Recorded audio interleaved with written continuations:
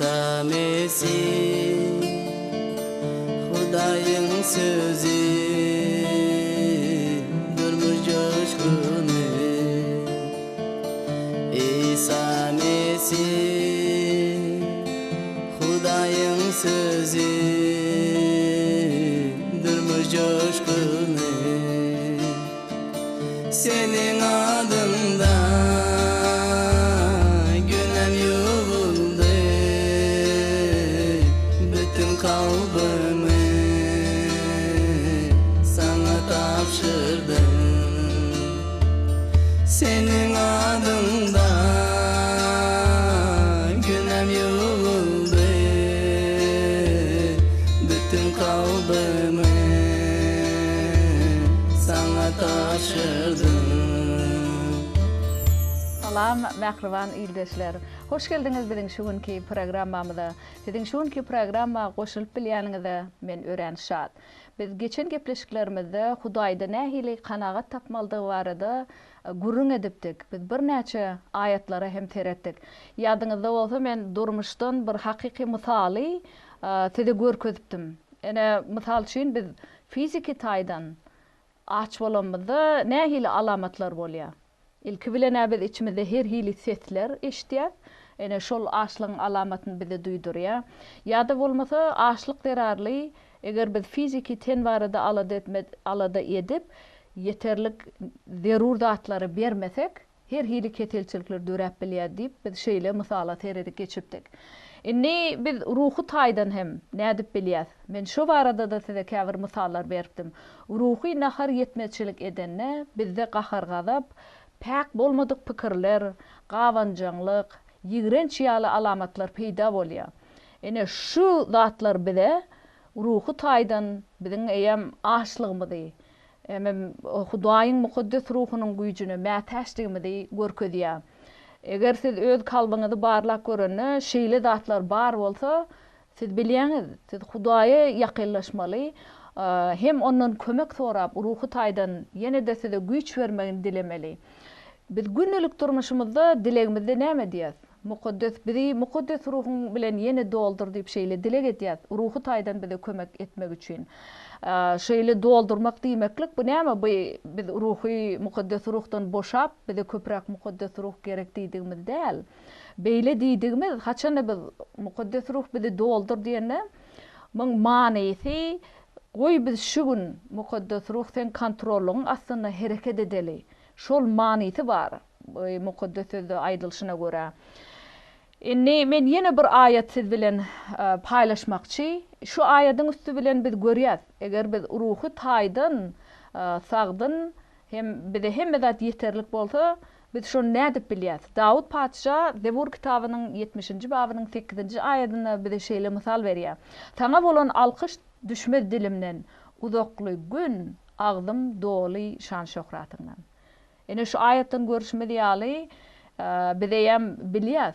Haçan biziň kalbymyz Hudaýdan doly hem şoň rahatlygy kalbymyzda bolanda biz hem edil Dawud Padşa ýaly saňa bolan alkyş düşmez dilimden, uzakly gün agdym şan şöhratyňdan doly diýe biz Hudaýda en ýakyn gatnaşykda ýaşamyzda bizde de şeýle zatlar bolup bilýär. Biz hemişe Hudaýa alkyşlap, oň ýolundan ýörep, hem agdymyz mudama Hudaýy şöhratlap ýaşap bilýär. Dawud Padşaň diýişi ýaly uzakly gün agdym doly şan şöhratyňdan diýär.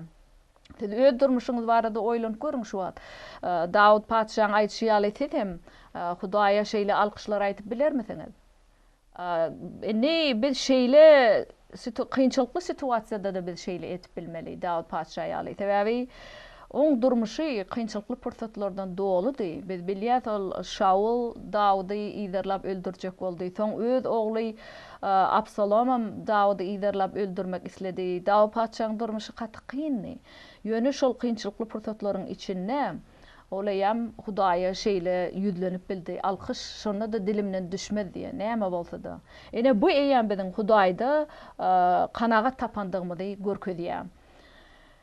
Ýene de gelin İşaya Peýgamber kitabynyň 50-nji babynyň 4-nji aýatyna seredik geçeliň. Mecalsyzlara söz bilen ýardam ederim ýaly hökmürawan Rab maňa dana dil berdi. Ol dana adamlar dey dinlesin deyip kulağımı oyarıyar her seher. Bärde İşaya peygamberiň durmuşynda da görýär. Hudaýyň sözi hemişe dilimizde bolmaly diýär. We beýlekleri biz uruklandyrmak barada hemişe pikir etmeli. Hudaýyň mukaddes sözi bize şeýle etmäge çagyrýar. Haçan biz şeýle durmuşda ýaşamyzda biri uruklandyrmak üçin Hudaý bilen iň ýakyn gatnaşykda bolup ýaşamyzda biziň kalbymyz hemişe kanagatly bolýar. Biz bu dünýädäki zatlardan kalbymyzy kanagatlandyrmak islemeýär. Sebäbi Hudaý ýeterlik bize. Daud Padşah Zebur kitabynyň 62-nji babyna da biz seredip geçipdik. Ol näme diýdi? Daud Padşahyň kalbynyň Hudaý kanagatyndan doldugyny görkezýän zat, ol hemişe Hudaýyň kuwatyny, şöhratyny görmek üçin mukaddes öýüne Hudaýa seretdi. Ol hemişe Hudaý şeýle iýderlek eden.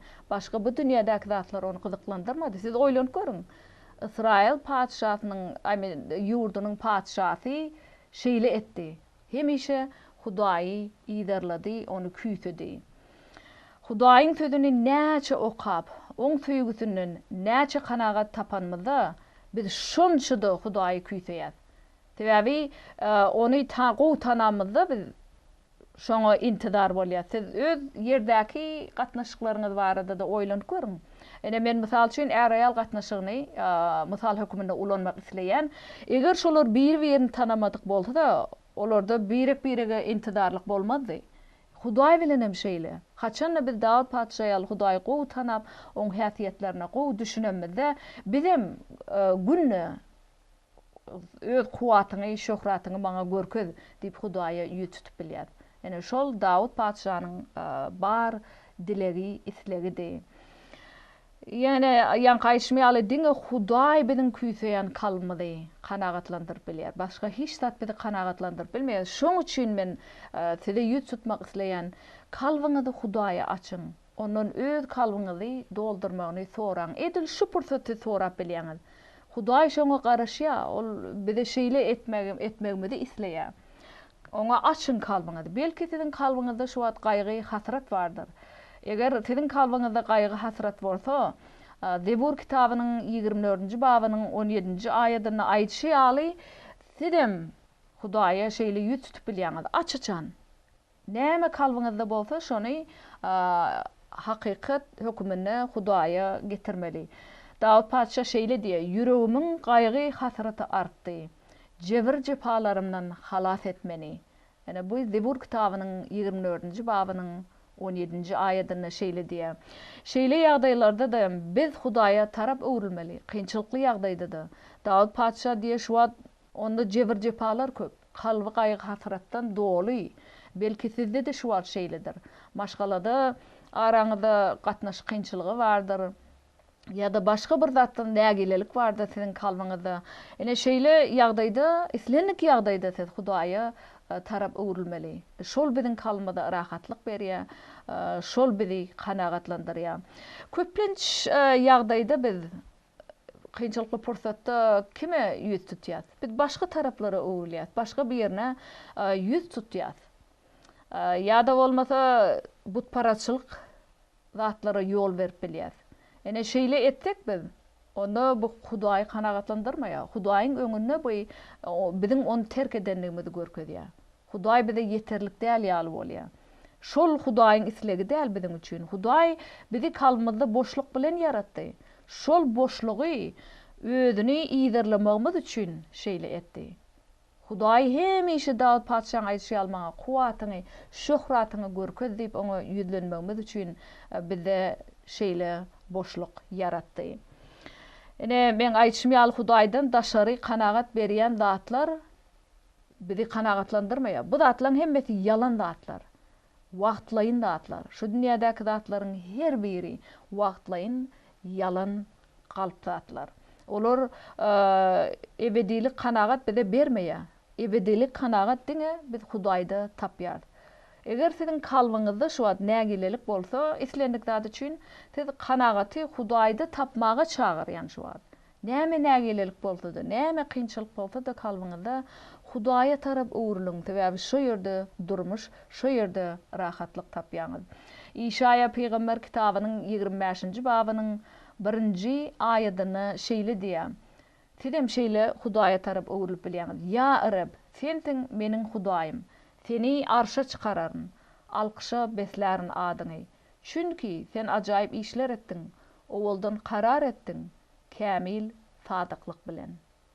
Ene İşaya peýgamberem Hudaýyň häsiýetine gowy düşünen Dawud paşa ýaly. Şoň üçin ol şeýle zatlar aýdyp bilýär. Men seni arşa çykararyn, adyňy alkışa beslärin diýär. Çünki sen ajaýyp işler etdiň, owuldan karar etdiň, şol kararlaryny wepalyk bilen ýerine ýetiren ol. İşaya peýgamber öz tejribesine göre şeýle diýip otyr. Ol Hudaýy şeýle gören. Tidem ýakyn gatnaşykda bolsaňyz, Hudaýyň häsiýetine dolu düşünüp, tidem onu arşa çykarmak isleýäňiz bar, isleňiz oň adyny alkışa beslemek bolýar, adyny beýleklere bildirmek bolýar. Sebäbi Hudaý bizi ilki başda şol maksat bilen yaratdy. Biz Hudaýy şöhratlandyrmaly. Öz günnelik durmuşymyzyň üstü bilen ony beýleklere aýan edemizde Hudaý şöhratlanýar. Hudaý bize rahatlygy wada berýär. Öz mukaddis sözüni biz bilýäs şonu. Biz nädip kalmada rahatlyk tapyp bilýäs. Gelin häzir şu baradaky käbir aýatlary da teredik geçeliň. İşaya peýgamberiň 48-nji babynyň 18-nji aýatyna şeýle diýär. Käşke tawsyryklarıma gulak atan bolsadyňyz, şonu abadançylygyňyz derýädi, dogrulygyňyz deňiz tolkunlarydy bolardy diýär. Ene bärden görüşimiz ýaly, eger biz Hudaýa gulak atan bolsak, oň tawsyrıklary men ýene bir gezekde ýatlatýan, Hudaýyň mukaddis sözüne aýdylýan her bir berilen wadalar, aýdylýan sözler Hudaýyň bize beren tawsyrygy. Bu köne ähde, täze ähde Hudaý tarapyndan aýdylan sözleri Hudaýyň kanuny hökmüne, tawsyryklary hökmüne garalýar. Şoň üçin hem diýär, eger siz men tawsyryklarıma, öz mukaddis sözümne aýdylýan sözlerime gulak atan bolsadyňyz diýär Hudaý. Şonu siziň awadançylygyňyz derya kimin bolardy diýär. Siz oýlanyp görüň, bu derya nähili uly, joşgully, tuly, soňy ýok ýaly, şonça rahatlyk, awadançylyk Hudaý size bermek isleýär. Eger siz oň sözüne, beren tawsyryklaryna tabin bolup ýaşanyňyzda şu zatlar size wada berilýär. Dogrulygyňyz deňiz tolkunlaryday bolardy diýär. Ene bu İşaya peýgamberiň 48-nji babynyň 18-nji aýatyna. Awadançylyk bärde rahatlyk mansyna, parahatçylyk mansyna siz gowy düşünýäňiz. Dogrulyk bolsa, şol Hudaý bilen iň ýakyn gatnaşykda ýaşap, oň tawsyrklaryna tabin bolup gulak goýup ýaşanmyzda biz dogry ýaşaýşa eýe bolýas. Şo barada eger biz şeýle ýaşasak, biziň dogrulygymyz deňiz tolkunlary diýip bolardy diýär. Durmuşyňyzy Hudaýyň size beren awadançylygyna, parahatçylygyna, Hudaýyň goragyna şu wagt göz öňüne getirip görüň. Nähili bolardy siziň durmuşyňyz eger Hudaýyň aýdyşy ýaly ýaşaňyzda? Rahatlyk, awadançylyk, parahatçylyk şonu Hudaý bize wada berýär. Ýöne şeytan bu zatlaryň baryny bozýar. Hatda erim bagyny da howanany adam atany aldygy salyp, ol nämetdi? Hudaýyň biziň üçin planyny eýem ony bozdy. Şol adam ata bilen howanaň ýanyna gelip olary aldamaklyk üstü bilen. Ýöne Hudaý İsa Mesih öz ogluny şu dünýäge berip biziň günälerimizi bagşlady. Şoň üçin hem İsa Mesih'e inam edip ýaşamaklyk gaty wajyp. Şol İsa Mesih'iň şu dünýäge gelip haçda ölüp biziň günälerimizi öz üstüne almagy bilen biziň Hudaý bilen aramyzdaky gatnaşygymyz ýene-de dikeldildi. Siz şeýle Hudaýyň awadançylygyna, parahatçylygyna, goragyna ýaşamaklygy siz diňe gowy pursatlarda göz öňüne getirmeli däl. Hatda kynçylykly pursatlarda da siz şeýle etmeli. Sebäbi şol kynçylykly pursatlaryň içinde Hudaý siziň kalbyňyza rahatlyk berýär. Garaňkylygyň içinde sizi köşeşdirýär. Biz Hudaýyň sözünde bolup dile gedenmizde şonu biz kalbymyzda rahatlyk, parahatlyk tapýar. Hudaý biziň kalbymyzda rahatlygyň hemişe bolmagyny isleýär. Ol biziň hemişe ýakyn gatnaşykda bolmamyzy isleýär. 2-nji Salonikliler 3-nji bab 16-njy aýatda şeýle diýär. Parahatlygyň gözbaşy bolan Rabbiň özi size hemişe her ýagdaýda rahatlyk bersin diýär. Reb barıňyza ýar bolsun. Ene bu Pavlus'un aýdyp oturan sözleri Hudaýyň sözüne. 2. Salonikler 3. bab 16. ayet. Ene bärde näme diýer? Size her ýagdaýda rahatlyk bermek isleýär Hudaý. Hemişe her ýagdaýda diýer. Diňe bir gün bir pursatda däl, diňe kynçylykly pursat bolanda däl de Hudaýyň sözüne görä Hudaý bize Reb hemişe her ýagdaýda rahatlyk bermek isleýär. Serediň bärde Reb barada näme diýer? Parahatlygyň gözbaşy. Ol parahatlygyň gözbaşy Reb. Şoň üçinem ol bize durmuşymyzda hemişe her ýagdaýda rahatlyk bermek isleýär. Ýöne biz rahatlygy özümiz öndürip bilmeýäs. Ol mukaddes ruhuň miwesi. Şoň üçinem biz Hudaý bilen ýakyn gatnaşykda bolup şeýle ýaşamyzda Hudaýyň mukaddes ruhu biziň içimizde ýaşaýar. Şol şeýle zatlar öndürýär bizi. Biz özümiz etip bilmeýäs ony. Gelin häzir Galatiýalar 5:22-23 ayetlara seredi geçelim. Mukaddes ruhuň miweleri bolsa şulardyr: söýgi, şatlyk, rahatlyk, sabarlylyk, mähribanlyk, ýagşylyk, sadyklyk, ýumşaklyk, özüňe erkedip bilmeklik. Ene şu zatlar mukaddes ruhuň miweleri. Haçan biz şol Hudaý bilen ýakyn gatnaşykda bolup, İsa Mesih'i ynam bilen kalmada kabul edenmizde mukaddes ruh biziň kalmada ýaşap, şol mukaddes sözü aýdylýan zatlary ýerine ýetirmegimizde bize kömek etýär. Hem rahatlyga, islenlik ýagdaýda hemişe rahat kalmada rahatlygyň bolmagyny kömek etýär. Ol mukaddes ruh şu zatlar öndürýär görüşimi diýär. Söýgü de, şatlygym, rahatlyk, sabrlyk, mähribanlyk, wepaly bolmak Hudaýa, ýumşaklyk, öz-özüňe erketmek şu zatlaryň hemmesi mukaddes ruhuň miwesi. Eger seniň kalbyňyzda mukaddes ruh ýaşamaýan bolsa, siz şu zatlara eýe bolup bilmeýärsiňiz. Şoň üçin men sizi ýene bir gezek İsa Mesih'i kalbyňyzda kabul edip, şol mukaddes ruhuň şu miwelerini eýe bolmagy siziň üçin dilek etýän. Eger siz dilek etmek isleseňiz, başga İsa Ananiýanyň biri bilen duşup şeýle dilek etip bilersiňiz. İnsan güýjümize görä ruhuň miwelerini öndürip bilmeýäs. Bizde İsa Mesih'iň rahatlygy bar. Ony kabul eden badymyza rahatlyk bize mukaddes ruhuň üstü bilen berildi. Biz ony nähili ulanmalygyny bilmeýäs. Hudaýyň rahatlygyny kalbymyzda duymakda dilek etmeklik gaty wajyp. Şunu siz ýatdan çykarmaň. Ene biz şu dilegiň wajyplygyny şu ayatlarda da görüp bilýäs. Dilegiň üstü bilen rahatlygyň wajyplygyny. İşa peýgamberiň 9-njy babynyň 6-njy 7-nji ayatlaryna İsa Mesih'iň rahatlyk barada berýän wagdalaryny görýäs. Onuň ady ajaýyp maslahatçy, gudratly Hudaý, ebedi Hudaý, rahatlyk, parahatlyk şadadasy bolar. Hükümdarlygy din usul öser, parahatlygy tükönüksiz bolar. Ine bu biziň mukaddes ruhuň üstü bilen İsa Mesih'te eýe bolup bilýän zatlarymyz. Görüşimiz ýaly İsa Mesih'iň rahatlygy tükönüksiz.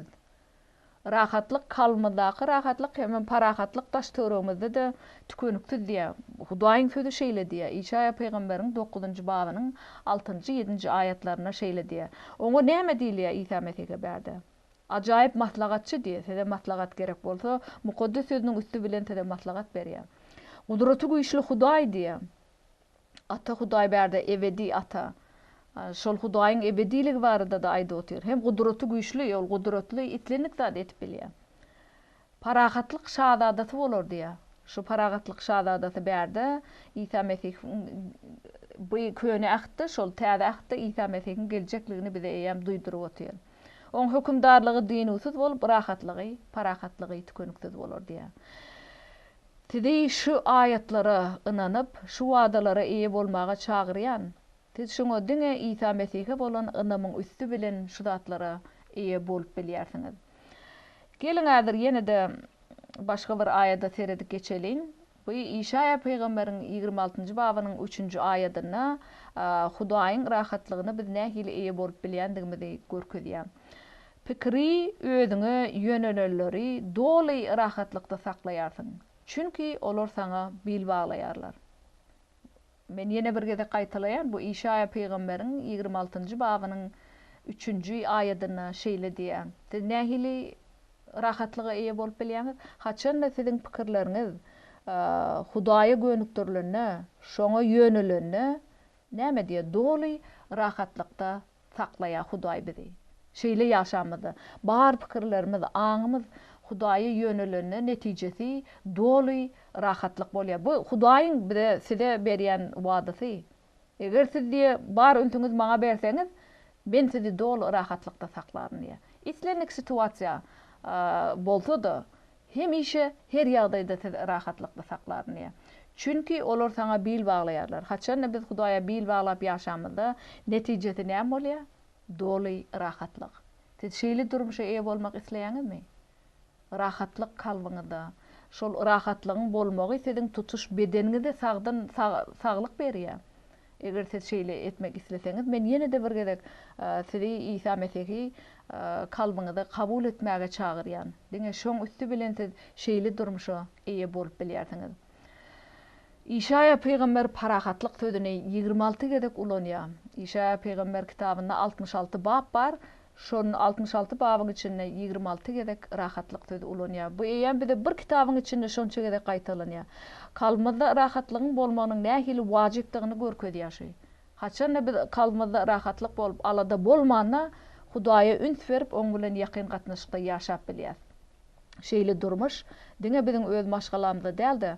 Başga töwregimizdekilerin her birine täsir etýär.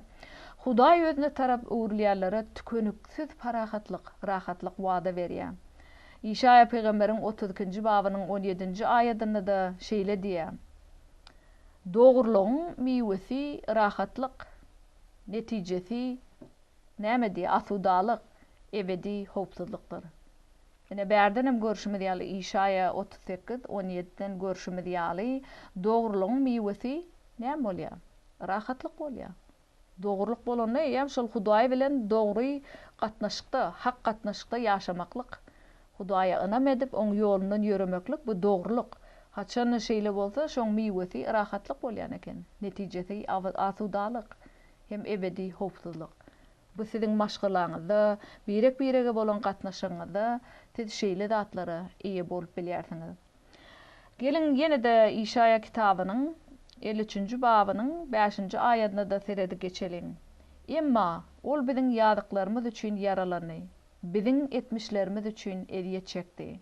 Parahatlygymyz üçin jeda onuň başyna geldi. Onuň yaralary bilen biz şifa tapdyk. Bu görnähili wada berdi bize berilýän. İsa Mesih'e bolan anamna ýaşamyzda. Ol biziň ýadyklarymyz üçin yaralany diýär. Şol erim magyna Howane tarapyndan edilen günäzerarly insan bilen Hudaý gatnaşygynyň arasyna näsazlyk indi. Hudaý bilen insanyň arasynda gatnaşyk bozuldy. Şoň üçin bärde Hudaý öz ogly İsa Mesih'i şu dünýä iýerip, İsa Mesih biziň günälerimizi öz üstüne alyp haçta öldü. Şoň üçin bärde şol İşaya 53 şu barada gurrun edýär. Ol biziň ýadyklarymyz üçin yaralany. Biziň etmişlerimiz üçin eziyet çekdi. Bar insanyň günälerini Hudaý İsa Mesih'in üstüne yükledi. Parahatlygymyz üçin jeda onuň başyna geldi diýip oýlanyp görüň, şu biziň kalbymyzda hemişe her ýagdaýda rahatlyk, parahatlyk bolsun diýip İsa Mesih haçta öldü.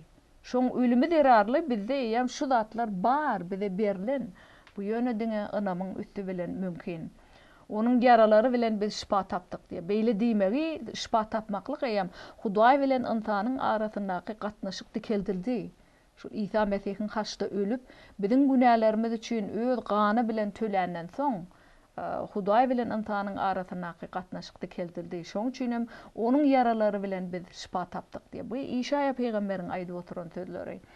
Men sizi şu ýerde berilýän wadalara ynam edip ýaşamaga çagyrýan. Şonu siz hakyky durmuş taparsyňyz. Näme bize parahatlyk berýän ekeni? Şol İsa Mesih'in haçta ölmeginiň üstü bilen hem şoňa ynam edip ýaşamyzda biz rahatlyga eýe bolýar. Hudaýyň şeýle hem Hudaýyň sözüni okap, dilekleriň üstü bilen oň beren wadalaryny biz Hudaýa dilek edip ýaşamyzda biz kalbymyzda rahatlyk tapyp bilýär. Haçan biz parahatlyk şazadaty bolan İsa Mesih'e öz durmuşymyzy dolandyrmaga ruhsat edenmizde biz rahatlyk tapýar. Ene şol iň esasy wajyp zat. Biz näde parahatlyk tapýar? Haçan İsa Mesih'e ynam edip ol rahatlyk şazadaty diýdi İşaya 9'da. Ýene de näme biz öwrenip o barada? 2. Salonikler 3:16'da Pavlus näme diýdi? Ol rahatlygyň gözbaşy, Reb rahatlygyň gözbaşy.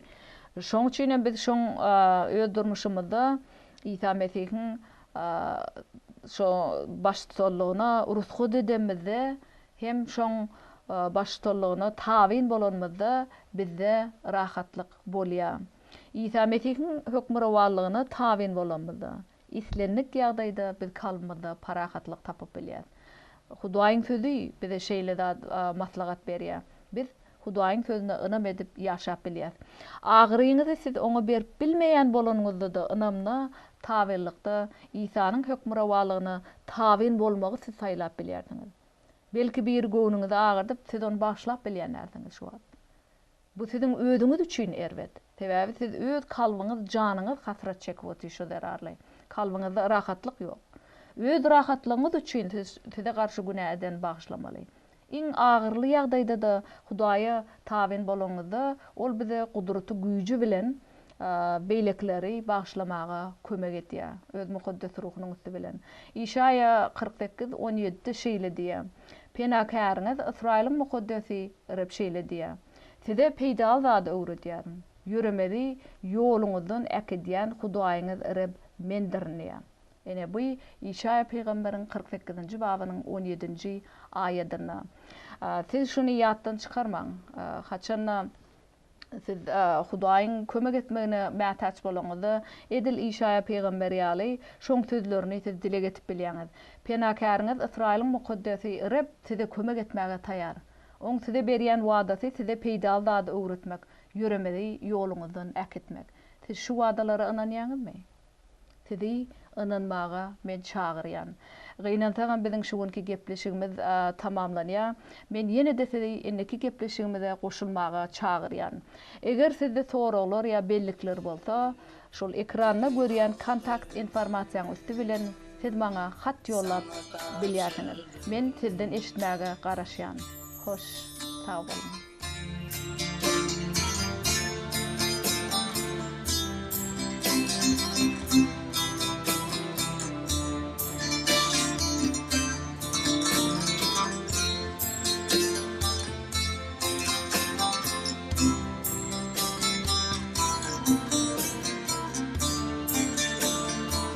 Senin adında